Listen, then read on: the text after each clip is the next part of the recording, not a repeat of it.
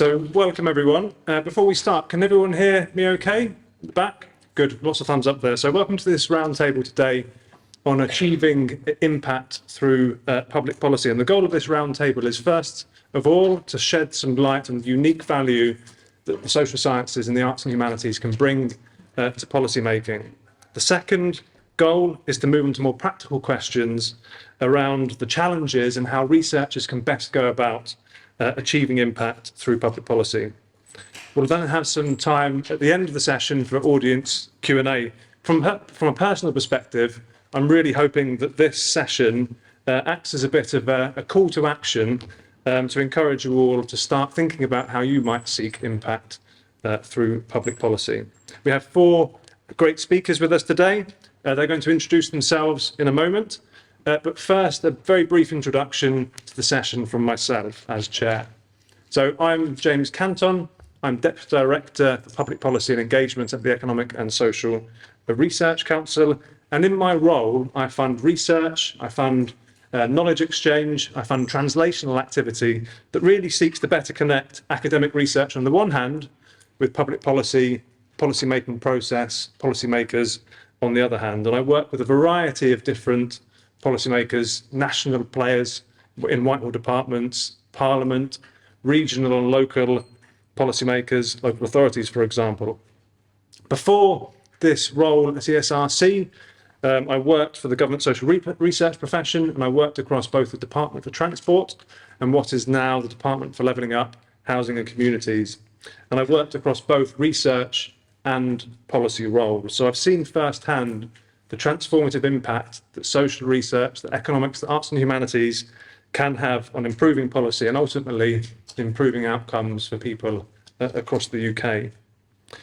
Now, in my current role, I'm seeing fairly large increases in demand for social science evidence, for expertise, for data, for research from a broad range of different policy-making actors. So, for example, parliamentarians, MPs and Lords, from across different political parties, and they want access to better evidence, access to better data to support them in making, in debating, in scrutinising current government policy. We then have Whitehall departments who are increasingly looking for research that can help them identify how best to encourage the public to act in ways that might support government policy, whether that's stopping a pandemic or perhaps living more healthily, living more sustainably. We then have devolved nations, so the Scottish Government, for example, or the Welsh Government, which often have very different political backdrops to those Whitehall departments I just mentioned. We also have local policymakers and practitioners who want, for example, access to research to help them strengthen local service delivery. And we also have other actors such as opposition parties, the Labour Party, as well as international policymakers as well. What I'm trying to get across here is there is a real wealth of opportunities to use research to make a difference, to use research to influence policy and improve outcomes for people. Now, that increase in demand that I'm seeing is perhaps not surprising, because when you look at the investment we make in research as a country, I think we're investing in the region of £15 billion a year in our research system. So there is such a great wealth of insight, a great wealth of research and data that exists within that system that can be used to tackling the challenges that we face as a society. And when you look at those challenges, whether it's reducing inequality, reducing regional disparities, decarbonising our society, reaching net zero, or whether it's enhancing productivity and creating sustainable inclusive growth, people, behaviour, society, economy and communities are really at the centre of all of those major challenges. And it's for this reason that I really believe that economic, social, humanities researchers, they really need to be at the heart of all of this. And they need to be informing how policymakers at all of these different levels are responding to and approaching those challenges. Our speakers today are all engaged in the policy space from different and complementary perspectives, from academics who are seeking to influence policy, to influencing government, for those who are currently working in government departments using research to advise policymakers. We will now have 1 minute for speaker introductions. So we're going to have 1 minute from each panel member, and I'll start with you, please, Syahirah. All right, can everybody hear me? Yep. All right. So my name is Syahirah Abdul Rahman, or most people know me as Shira. I am a senior lecturer at Oxford Brookes Business School and co-investigator of Innovation Caucus. So our principal investigator is Professor Tim Vorley, who spoke in the morning. My connection to the policy space is really through Innovation Caucus, whereby Innovation Caucus is a strategic investment that is co-funded by Innovate UK and the ESRC. We work on responsive modes project, tapping into our network of 80 academics. And what's unique about us is that nearly all of our projects is co-created with the funders themselves, from the conceptualization of the research question to the research design to even expectations of outputs. We work together, and in that through that perspective, Innovation Caucus is really about getting impact beyond academia. And I think that would be my 1-minute introduction. Thank you, Shira. Arlene? Hi everyone, my name is Arlene Holmes-Henderson. I'm an Associate Professor of Classics and Ancient History at Durham University, and I also hold an ESRC IAA grant here at Oxford, where I'm working with the Department for Education. You might think, what is a classicist doing at an ESRC conference? That's a bit odd. I guess it's because in 2018, I attended a 3-day policy engagement course that was run by AHRC, and that changed the course of my career.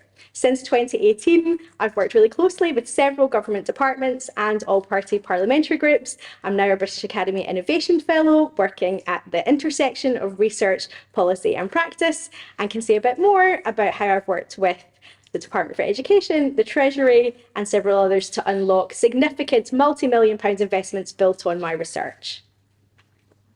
Thank you, Arlene. And Rich? Hi, secretly there are 2 historians on the panel. I did an MA in early modern British history, so if you're interested in 18th century Irish travel writing, come and see me later over coffee.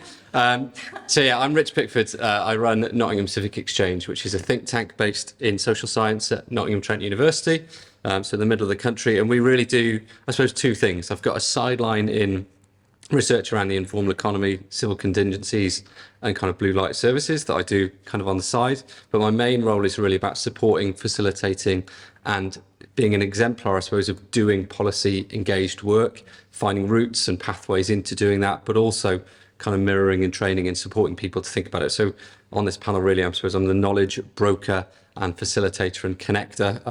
I'm also co-chair of the University Policy Engagement Network's areas of research interest subcommittee, looking at ways that we can find kind of pathways for researchers to engage and connect in with government. And there's loads of really great work that can be kind of connected and linked into that space. But our work really reaches from that very local kind of sort of student street-based work. We did quite a lot of stuff with students at NTU, all the way up to kind of government policy space as well. So we really keep ourselves fairly busy. There are 2 of us in there. Thank you, Rich. And Carrie? Hi, I'm Carrie Heitmeyer. I'm head of social science in the Government Office for Science. I came to policy or civil service about 6-7 years ago. Before that, I was a social anthropologist working in academia for many years. I've worked in a number of different policy areas, so decarbonization, reproductive health, and now joined Government Office for Science to work and support the scientific advisory group for emergencies. So I've done quite a lot of work looking at rapid response, so social science, social and behavioral science research for rapid response and emergencies. In sort of following SAGE and SPIBE, we set up a new small social science team, which I think speaks to the way that social sciences are increasingly, there's sort of growing awareness of the critical importance of social sciences and policy. And we work with funders, learned societies, the British Academy as well, and also very, very keen on sort of bringing more sort of academic engagement into policy. Thank you, Carrie. I think we're ready to move on to the first question for the panel, which is, what is the unique value that the social sciences, the arts and humanities can bring to policy making? We'll start with you, Shira, on this one. Okay, well, I thought a lot about this question, And, I'm the co-editor of a book on how to engage with policymakers. And one thing that came out of this book, especially, is in terms of thinking about social science. A lot of social scientists feel like they do not have value in terms of their research because, their data might not be patentable, it might not be quantitative, so on and so forth. However, the research in social science is all about relationships, human behavior, connectivity. It's about institutions. And those are really the sort of essential parts about policymaking. And it is actually about understanding people's needs and therefore how to get their buy-in and sort of get them to follow through with a certain policy decision. And of course, we know already in terms of the pandemic, we have social science being a backbone of, for example, vaccine intake. And even in the post-pandemic economic recovery, businesses are working together with academics as well as policymakers in terms of thinking about, strategic decisions on creating economic recovery that is inclusive and sustainable.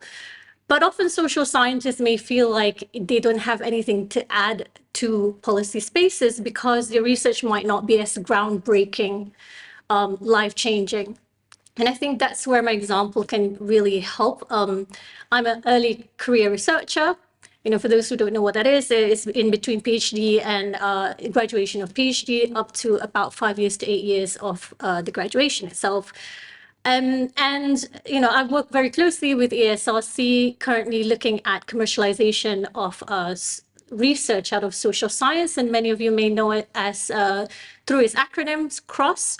But what this space is really about is about thinking about the impact of social science or research beyond academia. How do we reach end users and how do we provide them with that kind of impact?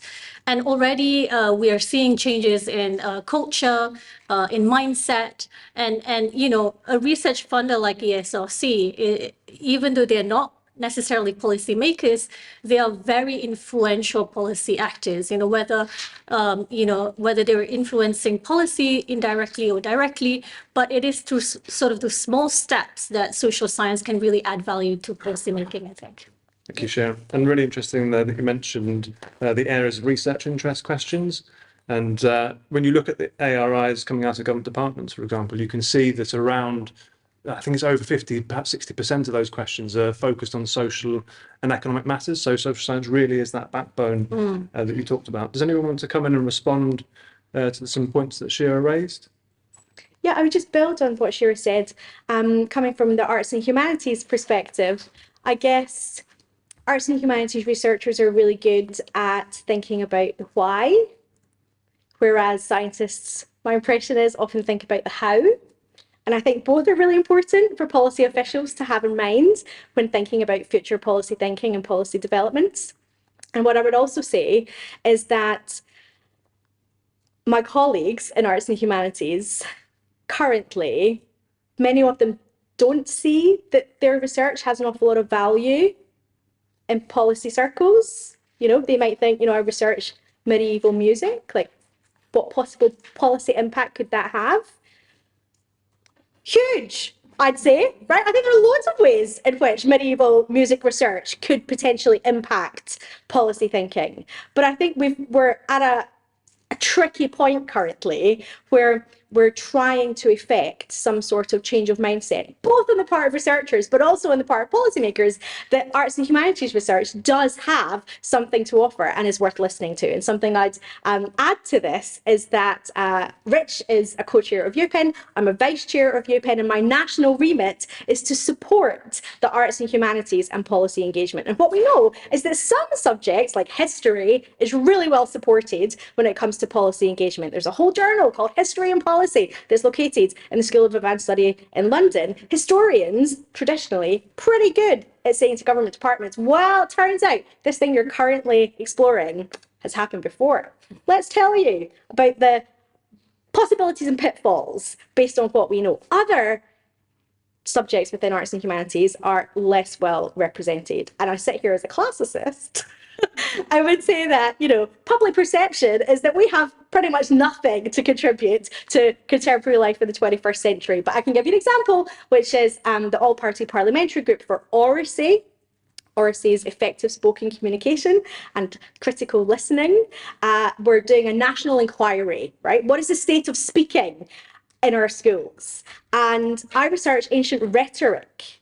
So how were these skills taught in the ancient world? So I submitted a piece of evidence to this national inquiry and said, well, actually in the ancient world, speaking and listening was inextricably linked to citizenship. In order to be an effective citizen in the Roman world, you had to learn how to speak and listen effectively. And that project then snowballed. I got funding from Oxford University and ended up co-authoring the final report of that APPG, which has now influenced Ofsted policy going forward. So the more we can do events like this to talk about the value, I'm not sure I'd call it unique value, but I'd say the value of research from all disciplines, the better.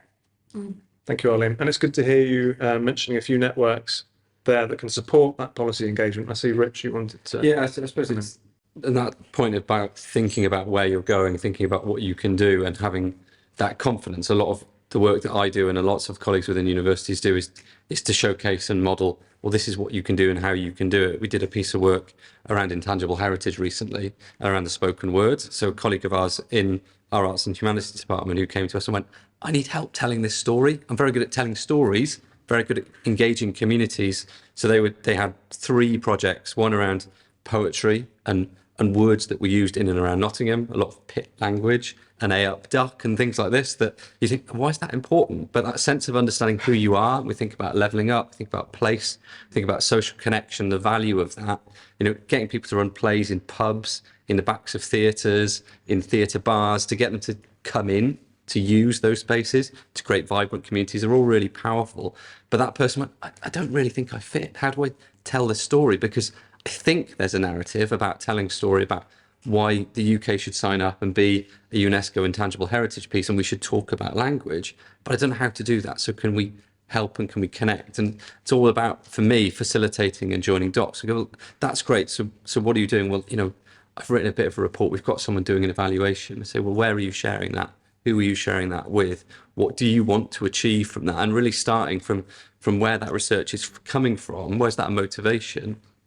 And then flipping that and go, well, where are the people's motivations that you want to engage with, both as the practitioners and participants, but also policymakers? What are they wanting? What are they needing? If you're in their shoes, what is the things that they're going to require to do? And so tapping into kind of that levelling up narrative when we were thinking about it, well, they need to talk about communities. They need to think about how they get voice involved. They need to think about civic participation. Well, these are all things that you can tap into and engage with. And it creates a whole series of better and more informed questions that aren't just about, I'd really like to learn a bit more about language in Nottingham, which is where the start of that conversation came from, into a whole range of other really interesting things. Lots of them, the researcher or group of researchers go, you know what, I'm not really interested, and that's okay. And I think it's another thing I think is really important when we think about the value is we can do loads, but pick the thing that you really care about and want to work with, because it's hard, it takes time, but it's really valuable. And I think it's got a real opportunity to really broaden and deepen the level of conversation we have. That's not just, it's about facts and figures and numbers. There's loads of other stuff that social sciences can bring, I think. Thank you, Rich. And really interesting phrase you used there about getting into policymakers' shoes. I'll come back to that in a moment. Carrie, did you want to reflect on the original question about the value that social science can bring? Yeah, and I was just going to pick up again and go back to the point around the fact that 60% of ARIs are on social science questions. And I think that there's sort of a growing awareness of the fact that really sort of fundamental to making good policy is really being able to understand the lived experience of people, of communities, of public acceptance, public awareness, publics, multiple publics as well. And I think one of the challenges is oftentimes sort of the approach is you start first with the technology, but then sort of move on later down the line to thinking about the real world application. And I think we need to bring social science sort of to the front of the question. So when policy questions are being developed, when policy is being developed, we need that evidence at the very beginning. And I think 2 obvious examples here are net zero, in which we know that behavior change is a fundamental part of getting to the sort of net zero 2050 outcomes. And then also thinking, I mean, particularly sort of within Government Office for Science, some of the big questions around AI, for example, emerging technology. I mean, what we know about technology in the abstract is very different from the application of technology in the real world and involving people and communities in that process. Thank you, Carrie. Before we move into the second big question of this roundtable, I wanted to pick up on a few phrases that have been used. So, Carrie, you talked about bringing social sciences to the front. We've also talked about getting into the shoes of policymakers. How can academic researchers really get social science to the front? How can they get into the shoes of policymakers? How can they make their research relevant? Carrie? I mean, I think, I think we need to sort of forge stronger connections between academic research, but also researchers in the private sector, in the sort of third sector, to be able to work together more closely so that we can, within government, we can then sort of bring people in from that very beginning. I mean, it's quite a sort of challenge in terms of the policy starts. It's quite rapid. It's quick turnarounds, but we need to be able to know who to go to at the right time and get that research and evidence in from the beginning. Good point. It's not just about capability in the research community. It's about getting government to go out and do that engagement as well. I've got a couple of suggestions. Yeah. One is UPenn, Universities Policy Engagement Network, consortium of 110 universities. If you're not already signed up to their mailing list, I suggest that you sign up to their weekly mailing list, because they kind of do some of this hard work for you. They collate all of the opportunities to submit evidence to inquiries, to answer consultations, not just from Whitehall or from Westminster, but also from devolved governments. That's a really great way, a one-stop shop of spotting opportunities to get involved. What I'd also say is that it's very hard to get started as an academic researcher, and training is very helpful. Some universities have got a lot of support for researchers, a lot of knowledge exchange, impact facilitation, money and teams. Others have none. So that's why I offer free training via UPenn, which is online, and anybody from any UPenn member university can turn up and get it. I also offer free training via the British Academy, Early Career Researcher Network. Free training is available, and it's, I think, a game changer in terms of actually making that step from wanting to engage and knowing the channels through which one can engage. Yeah, completely agree on Can I that. add as well a couple of points? I've noted some points about this. I think, it's great approaching research intermediaries is really, really important. I feel there's plenty of different research networks out there. Rather than thinking about yourself as an individual who's going out there by yourself, solo gunning and trying to change policy, I think it's more important that you join teams and to provide that support. Especially for early career researchers like me, we don't yet have that research profile that is known yet to the policymakers or actors. And research profile is incredibly important in order to gain their buy-in. So, for me, for example, I joined Innovation Caucus, and that has been quite helpful. I also would say look at strategic priorities of local councils or national policy landscape. Look at calls for evidence. You have POST, you have KTN, Knowledge Transfer Network. And then also attending town hall meetings could be quite helpful in policy events in terms of really trying to understand what's useful, what's unique, or what is in the interest of policy actors, and joining your IAAs, strategic investment, the impact acceleration accounts in your own universities. Join mailing lists of research councils, and also just talking to your research organization's key engagement officers, because they know what's going on out there, and that could be your first step into actually engaging with policy actors. Thank you. Some good advice there about tapping into the support structures that currently exist, networks like UPenn, training. So some really good tips there. Moving on to the second question, what are the challenges in engaging policymakers?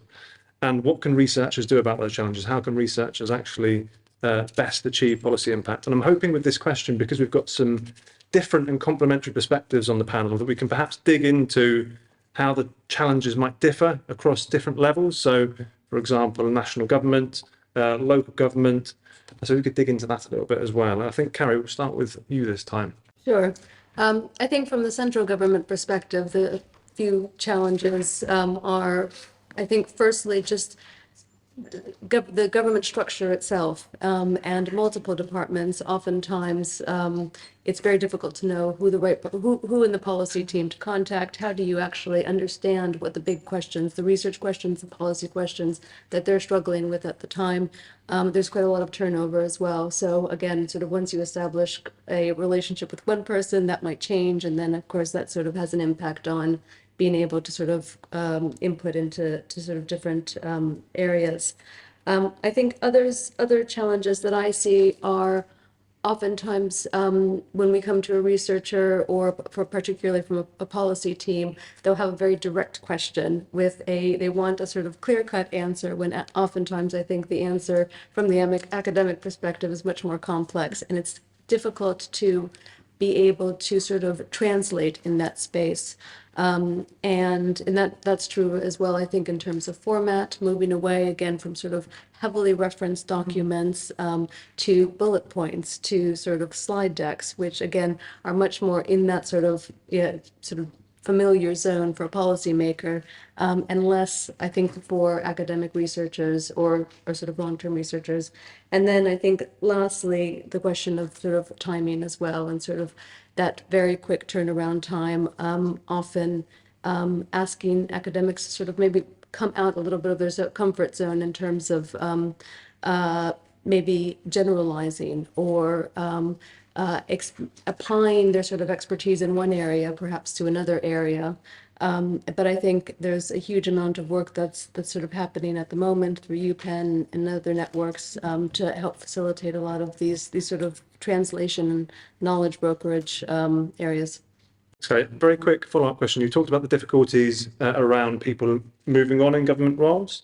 Could you say a little bit about the intermediaries and the brokers that might exist within government? So I'm thinking of the social research teams, for example. So the main social science, what we call profession, is the government social research profession, which has, I think, representation across all departments and most agencies. In addition to that, there's also other teams as well, so behavioral science teams, behavioral insights teams, and then I think, again, from the Government Office for Science, to highlight the chief scientific advisors. So we have really, really excellent CSAs, for example, Jennifer Rubin, who used to head up the ESRC, Sarah Sharples, who's at the Department for Transport, Paul Taylor at the policing, and they all have a huge enthusiasm and interest in championing social science within government. So there's a lot of people who are quite interested in sort of bringing more sort of academic research and research, social science research in general into government. It's about sort of tapping into those spaces. Thanks, Kelly. So if people are struggling to find those individuals in particular departments, quite often it could be a case of tapping into a network, tapping into a profession, and going that route instead. I mean, sometimes I think just if you can find someone that you know in government who can then work their own sort of networks to be able to sort of find the right person, that can work as well. Thank you. Rich, I'll come to you next. I know that you're involved in local policy making. Yeah, local and national. I think a lot of the lessons from national kind of apply to local, other than the fact that local government's got no money, no capacity, no resources. And there are a couple of other bits and pieces like the local enterprise partnerships, the kind of public-private bodies that think about kind of capital and regional development. So there are lots of different opportunities in that space alongside local organisations, local kind of groups and networks and lobbying spaces, things like the Chamber of Commerce and others that are interested in place and spaces.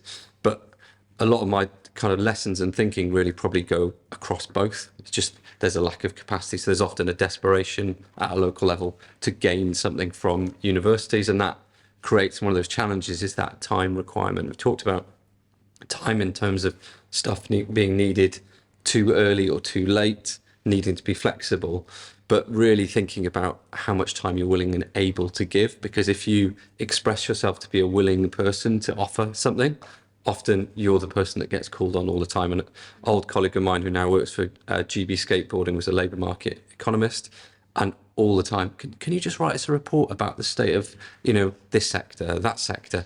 Can you just, it won't take you that long. We only want, 4 pages on this. It's like, yeah, but that 4 pages is going to take me this long, and on top of my day job. And so thinking about what you're willing to give and what that looks like, and how does that fit with your kind of grand plan. If you don't have one, I'd recommend thinking about where you want to be in this space and how much time you're willing to give, because there's almost, I think, one of those wider challenges is knowing who you are and where you want to go, and what you're willing to do and not willing to go is really important, because otherwise you can be a bit of a ship in the night and being blown from one thing to the other. So have a set of, this is where I want to go and this is the space I want to play in.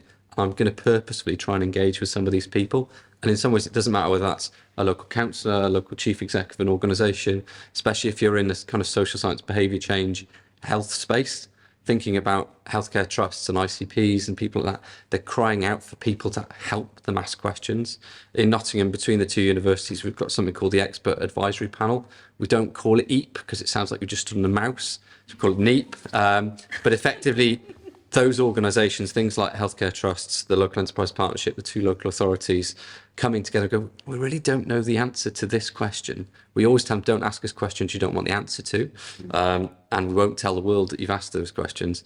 But finding forums and spaces where you can give that expertise that isn't necessarily going to require you to do loads of work. So here's a verbal quick briefing. Great, off you go. If you want us to do any more work, by the way, you're going to have to pay us to do this.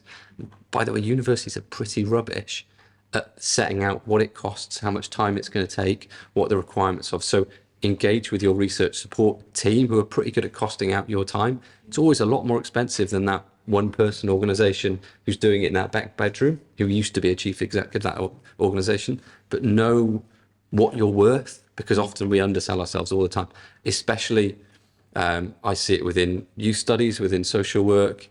Particular subjects don't really see the value in their work that they do, but it's incredibly powerful and rich and important. And because those organisations haven't got any money, it's, oh, we'll help you out, we'll offer some stuff. But you're underselling it, and often what you also fail to do is to tell that story about all of that work you do. You know, you're not writing about it, you're not sharing about it, you're not saying it's a project. You've just done it for your friends in the youth service. Why haven't you written about it? Why haven't you told the world about it? Why isn't it on your website? Why isn't it on your personal profile? Because we fail to tell that story. And if we don't tell the story, no one's going to know about it. You know, probably only a mum if you're telling them over dinner that you did a really great presentation to someone. If you don't publish that presentation anywhere, no one's going to see it. No one's going to know about it. It's a really great career academic in Derby, Tristan, or used to be at Derby, Tristan Veely, who always publishes and shares his blogs and his presentations. Here it is, in case you want it. It's out there in the world. So you know he's all over the place. He's doing loads of great stuff. And people start copying it, people start sharing that work, and suddenly there's someone that you're going to come to, because if you're not visible, you won't be seen. Yeah, suddenly you're getting traction. I really endorse that point about telling the story about what you're doing to be engaging with policymakers and generating impact. Now, Arlene or Syahirah, do you want to come in on this point about challenges? Yeah, I guess from the time perspective, everything you've said, Rich, sounds very familiar to me as the researcher who has given so much for nothing. And I guess this is a request I would make of the people who are attending university committees and have a say in how things like impact funding gets distributed. Often the eligibility or the criteria for the funding includes you can apply for funding for transport, you can apply for funding for catering, you could have up to X number of hours for research assistance, but no buyout from teaching. So yes, I'm still doing all the teaching. I should be writing the book that's going to contribute to my promotion criteria that's under contract. But hey, what? I'm not, because I'm doing this policy project that I've got this small pot of cash for, which I love doing. And I know that my research is being useful. And yes, it's ultimately going to have a big impact, but I'm doing it in the evenings and I'm doing it in the weekends. And the more that I give, the more they ask for. And I think, wow, it's great, except it's not great because I'm not spending time with my family and I'm getting sucked in more. So I think there's a way that we can fix this, and that is provide buyout, to be really clear about how many hours of buyout this provides, and then we can say to policy partners at the start of the project, you've got this number of hours of my time. How should we use it together? And I would also say at the very outset to research colleagues who are moving into policy partnerships, check and see if this counts as part of progression and promotion criteria. In some universities, it's only teaching and research, in which case you'd be much better writing that book that you've got under contract. If you're going to work evenings and weekends, do it on something that counts. Thank you, Arlene. Some good advice there. Shira? I would like to add as well to that. I think, marrying expectations from the project initiation stage is always important, or even pre-project. This case about the buyout was a huge one for one of my projects, and it just turns out the funder did. Not a lot of funders have full understanding about workload plans, career progressions, and having that initial conversation really assisted me in one of my projects and actually helped with the costing of buyouts. So that, it is about just having that conversations. Having worked with policy actors, I've always felt like both sides are always a little bit intimidated about being truthful. So it always seems that academics think that it's more intimidating to talk to policy actors, but I have spoken to policy actors who said it is equally quite challenging to talk to academics and not knowing the expectations. So, really sort of get rid of those assumptions and have that initial conversation, and having transparency really helps. Also, I think it's really important to think about the language that you are using as well. So we had Innovation Caucus, I think last 2 weeks, had a strategic engagement with our funders about the topic of social capital. And, for the funders, they're saying network. And, for the academic, they're saying, no, it's social capital. We don't say network. But actually, for the funders, it means exactly the same thing, because they're thinking about networking as a long-term perspective, whereby the academic might think of networking as a short-term thing. So it's really about contextualizing the policy actors you're working with, understanding where they're coming from and trying to really translate your research, because you will add value if they understand what that value is. I think is quite crucial. Thank you, Shira. I've got one more question before we have to move on to audience Q&A, which is, Shira, earlier you talked about early career researchers, and I'm really interested to hear thoughts of the panel. What can we do to make policy engagement more diverse? How can we make policy engagement more transparent and fairer? So it's about what you know rather than who you know. So any reflections on that? I see Carrie coming in. Yeah, I mean, I was just going to point out that sort of career stage, we're quite keen to, first of all, sort of ensure that we had as diverse and sort of inclusive input as possible. And I think traditionally that's not necessarily included career stage, but we're quite, for example, even on departmental expert groups, really I can see sort of more and more sort of looking beyond what would look as sort of being quite open in terms of bringing in junior colleagues as well and making sure we get that sort of full spectrum of different. So I mean, I guess just on that point, I would encourage early career researchers to sort of put themselves forward. Don't feel like actually people are necessarily going to go for the senior professor. We really are keen to bring in lots of different viewpoints. Thanks, Carrie.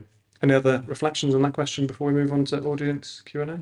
I mean, that's certainly the answer that I've been given by, the many and diverse policy partners that I work with. And when I go to events, people often say, like, will policy people even speak to me because, like, my name is not either first author or last author on the paper. And it was really, really, really reassuring at a recent event which I hosted for policymakers and for researchers, to hear the policymakers say themselves, we don't care. We probably won't even look, to be honest. Yeah. We'll just be so pleased that you're giving us an answer to the question that we need in order to move forward with our policy thinking. So I think that actually early career researchers are potentially the best people to be researching, to be sharing their research with policy officials, and that's because they have the enthusiasm and potentially the time and the motivation and incentive to be doing this. I wrote a blog for the policy profession called Jubilation, Trepidation, Exasperation: How to Get the Best Out of Working with Academic Researchers. And I think when an early career researcher gets an email from a policy official saying, hey, can you help us? It's like, woohoo, jubilation, wow, they want me, they want my research. Yeah, the answer is always yes, I want to help. Mid-career researchers, oh, trepidation. Why have they contacted me? Why didn't they contact my boss? Not sure. Probably got some sort of caring responsibility, less likely to want to engage. And then senior researchers, often the response is exasperation, not another request for help. They want me to do something for free.